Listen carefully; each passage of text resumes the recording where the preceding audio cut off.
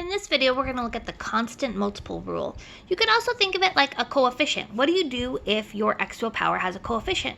And what was proven with the limit definition of the derivative is that basically the coefficient just hangs out while we do the power rule around it. So you basically are just going to get a bonus number in front along with the n, and you're going to multiply those two numbers together. Okay, so let's do a couple of these examples. So the first one will be, let's see. All right, what if I had f of x equals 5x to the fourth? All right, so what we're saying is the second I take a derivative, I'm going to write f prime of x. That 5, that's a coefficient, is just going to chill out. The 4 is going to come down to join it, and then I'm going to subtract 1 from the exponent. So this is the same thing as 20x to the third. That is the derivative of 5x to the fourth.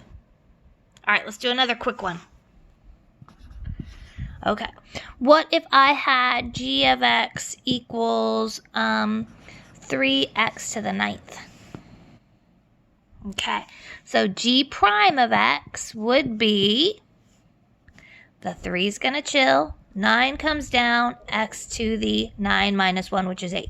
By the way, most students, when you practice this enough, they just write 27. You're good. I'm good. You don't need to show any more work. We're solid. Okay. One of the things I did not show in the last video is what happens if you have something that looks like this. So what if I wanted to take the derivative of f of x equals 1 over x squared? Okay, well, the first thing I'd want to do is to rewrite this. X squared in the denominator is the same thing as x to the negative 2. Okay, so I want to now take the derivative of f of x equals x to the negative 2. So that would be negative 2x, and then negative 2 minus 1. A negative 2 minus 1, that's the same thing as x to the negative 3. Okay, in the last video we talked about if your original problem had roots, the polite thing to do is to rewrite it as roots. Well, guess what? If your original didn't have negative exponents, then the polite thing to do is to get rid of the negative exponents. So what happens is that if you look here, only the x is raised to the negative exponent. This negative 2 is a coefficient. So this is going to be negative 2 times 1 over x to the third when I move it down. Then I'm just going to squish it. And when I squish it, I get negative 2 over x cubed. All right, awesome. Let's do 2 more quick problems. Let me pause it for a second while I erase. All right, we're back. We're going to try the derivative of 2 over 5x. So the first thing I'd want to do is to rewrite that x as an x to the negative 1, okay? That 2/5 is actually going to stay as a 2/5. So the original function, so I haven't taken a derivative yet, I'm just rewriting it, is 2/5 x to the negative 1. So we're still the original function, okay? All right, now I'm going to take the derivative. That 2/5 is going to hang out front. We're going to do the power rule. Negative 1 minus 1 is negative 2. And I end up with negative 2/5 x to the negative 2.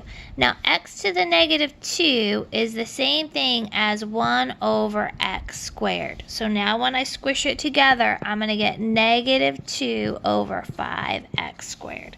So that is my derivative. Okay. All right, now, something that may seem obvious but is not is what happens if I have a problem like 7x, right? I want to take the derivative of y equals 7x. Okay. Well, we haven't done anything that's just x to the first power, so let's talk about what the derivative of x to the first power is. So I'd get a 7. The first power is going to come down, and then I'm going to subtract 1. So 1 minus 1 is an exponent of 0. X to the 0, or 5 to the 0, or 12 to the 0, or anything to the 0 is the same thing as 1. So what happens when you have just an x to the first power is that when I take the derivative, you just get the coefficient. Okay, so One more quick example. Let's see if I can squish it in right here. So if I had 15x, the derivative of 15x is 15. All right, cool. That is our constant multiple rule.